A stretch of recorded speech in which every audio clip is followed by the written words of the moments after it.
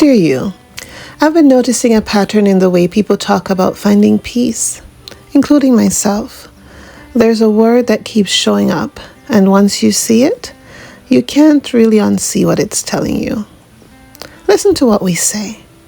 I need to make peace with what happened. I need to make peace with my past. I need to make peace with this situation. We all say things like this, don't we?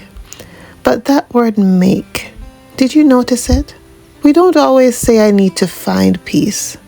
And we usually don't say I hope peace comes to me. We say make peace. And I think our hearts already know something our minds haven't caught up to yet. Peace isn't something that just happens to us. It's something we create. I know that might sound overwhelming at first, like one more thing you have to do. But actually, it's the most hopeful thing I can tell you.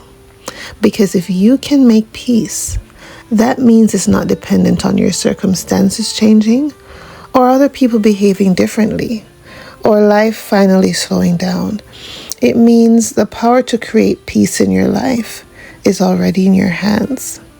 Think about anything else you make. When you make dinner, you don't just sit in the kitchen hoping food appears. When you make something beautiful with your hands, you don't just stare at the materials waiting for them to somehow arrange themselves. Making requires you to show up, engage, and choose. And here's what I've learned. If we're not intentional about peace, if we're not actively choosing peaceful thoughts and actions, then peace will stay just out of reach. It's not a passive thing that happens to us. It's one of the most active, deliberate choices we can make. I want you to imagine peace like a garden for a moment. Not something wild that grows without attention, but something that asks for your daily care. Small, faithful choices to plant good things, water what you want to grow, and protect what matters. Some days you'll see everything blooming. Other days you'll feel like you're just pulling weeds. Both are necessary. As I've been learning to make peace in my own life, I've discovered it happens in 3 ways that are all connected. And understanding this has helped me see why sometimes I felt stuck. I was working on one area but neglecting the others. There's making peace with your past. So you're releasing what's already happened and cannot be changed. You're making peace with others. That tender, sometimes difficult work of relationships, forgiveness, and boundaries. And making peace with the present. Learning to find the sacred in ordinary moments, even when life feels chaotic. These aren't separate projects you tackle one at a time. They're like threads that weave together to create something beautiful in your life. So let me tell you what I've learned about each one. So, making peace with your past. Can I tell you about the place where so many of us get stuck? It's in the past. We carry conversations that happened years ago. We're playing them like old songs we can't get out of our heads. We hold on to wounds that haven't quite healed, moments we wish we could change. I used to think making peace with my past meant I had to pretend the hard things didn't happen or say it's fine when it really wasn't fine. But I've learned that it means something deeper and more honest than that. Making peace with your past means acknowledging what happened and then choosing to release its power over your present. It means you stop letting yesterday steal today. Sometimes this looks like forgiveness. Even when the person who hurt you never said sorry, even when they don't think they did anything wrong, even when they're no longer in your life to receive that forgiveness. I've had to learn that forgiveness is really for my own freedom, not theirs. It's like holding the key to a prison I didn't realize I'd been living in. And here's something important. Forgiveness doesn't mean you have to let that person back into your life in the same way. Oh no. You can forgive someone and still have boundaries. You can release the bitterness without opening the door to more harm. Sometimes the most peaceful thing you can do is forgive from a distance. Like sending a blessing to someone walking a path that no longer includes you. But what if you were the one who caused harm? I've been there too. Making peace when you're the one who messed up requires a different kind of courage. It means owning what you did without drowning in shame about it. It means making things right where you can, learning from your mistakes without letting them define you forever. Taking responsibility means looking honestly at the impact I had, not explaining it away or beating myself up forever, just owning it and doing better. The past can't be changed, but my relationship with it can be transformed. And here's what I hold on to. God is the one who restores and heals us from our past, and who gives us strength to face whatever comes next. And then there's making peace with others. So let's talk about relationships. Those beautiful, complicated tangles of connection that test our peace more than anything else. I used to think making peace with others always meant working things out, having the conversation, fixing the relationship. But I've learned that sometimes making peace means letting go. It means recognizing that your peace is your responsibility, not something that requires someone else's cooperation. You can't control how someone treats you, but you can decide how much of yourself you lose trying to change them. This is where I learned about boundaries, not as walls to punish people, but as gentle fences that protect what's growing in your heart. I had to learn to say to myself first, my peace is worth protecting. Once that was clear inside me, the conversations with others became simpler, quieter, cleaner. Peace isn't passive. It's clarity without cruelty. Peace can say, I wish you well, even when your paths have to go different directions. It can respond without bitterness, even when provoked. I've learned that sometimes silence is sacred, distance can be kind, and love can exist even when closeness isn't possible. There's this verse in Romans that says, if it is possible, as far as it depends on you, live at peace with everyone. I love that it says, if it is possible, and as far as it depends on you. It doesn't promise peace with everyone, and that's always great when we can restore relationships. But it calls you to do your part, to tend your side of the relationship garden, to plant seeds of respect, even if they don't take root right away. If you've hurt someone, peace asks for courage. It invites you to tell the truth, to apologize without making it about your own feelings, to repair what you can repair. But here's the freedom. You only control your part. You can offer sincere apologies. You can change your behavior. You can be patient with their healing. But whether they forgive you isn't up to you. Your responsibility is yours. Their responsibility is theirs. And when someone has hurt you, you get to decide what peace looks like. Maybe it's accepting their apology and slowly rebuilding trust. Maybe it's accepting their apology, but keeping some distance because that's what's healthy right now. Maybe it's moving forward in your own healing, even if they never apologize, because your peace can't be held hostage by their awareness or willingness to grow. What I've come to understand is this. Peace isn't about winning the argument. It's about not losing yourself in it. And then there's the hardest piece of all.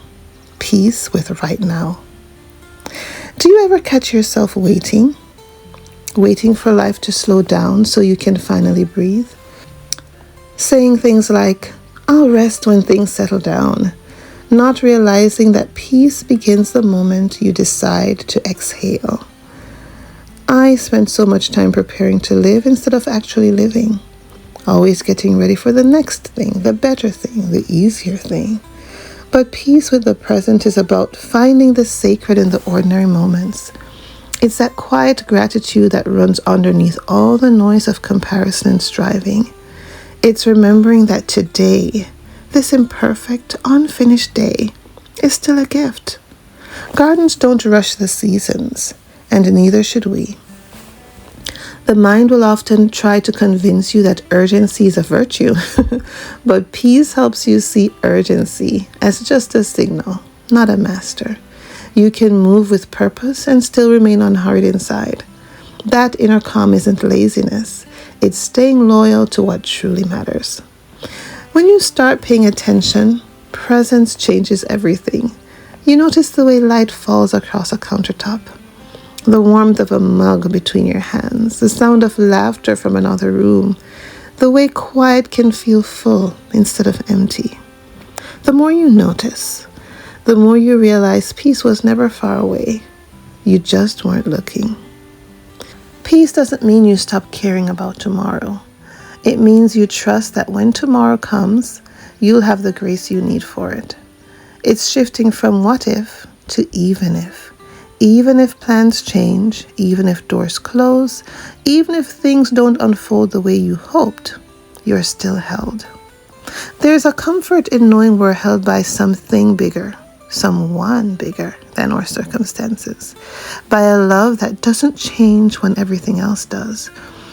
And maybe the deepest work of making peace with the present is making peace with yourself within it. I can be my own harshest critic, my cruelest judge.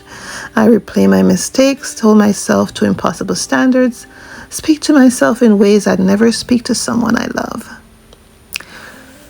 Making peace with yourself is an ongoing practice of self-compassion, self-acceptance, and self-forgiveness.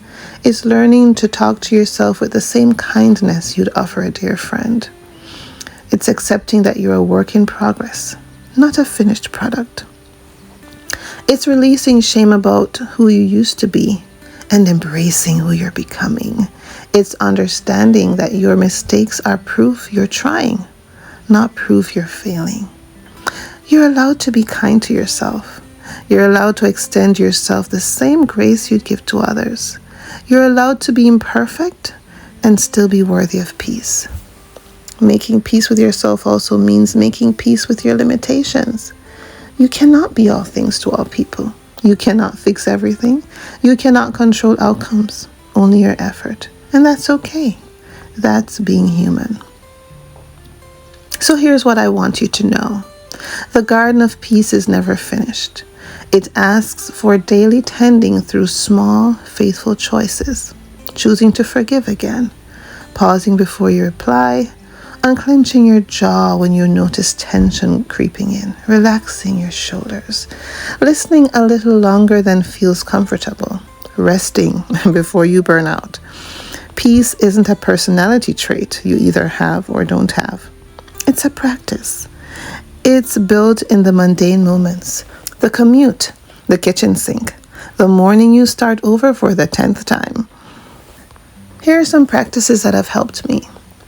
Bringing my attention back to now when my mind wanders to worry. Focusing on what I have rather than what I don't. Protecting my peace through boundaries before I need them. Speaking life to myself instead of criticism. Physically letting go of things I'm ready to release. Sometimes I'll write it down and tear it up, or speak forgiveness out loud when no one's listening. I ask myself questions like, where am I holding tension that I could release right now? What am I gripping onto that's no longer serving me? Who do I need to extend peace toward today? And does that person include myself? What would choosing peace look like in this specific situation I'm facing? And here's what's given me so much freedom. When I miss it, when I snap or spiral or carry weight that wasn't mine to carry, peace doesn't shame me. It invites me back. Returning is the rhythm. Repentance is the way. Restoration is the promise. Grace meets us right where we are and welcomes us home. You're allowed to come home to calm again and again. Let your heart learn this sentence. I can begin again, not as an escape from responsibility, but as a realignment with it. Beginning again isn't failure, it's faith. Peace isn't measured by how perfect your day looks. It's measured by how rooted your heart remains when the wind blows. So, dear friend, make peace. Make it with your words, your breath, your silence. Make it with your patience and your purrs. Make it in how you show up for yourself and others. Peace isn't the absence of conflict or difficulty. Peace isn't pretending everything is fine when it's not. Peace is the active, intentional practice of releasing what we cannot control, forgiving what cannot be changed, and choosing presence over rumination. Peace is made one choice at a time, one moment at a time, one breath at a time. You have to make peace.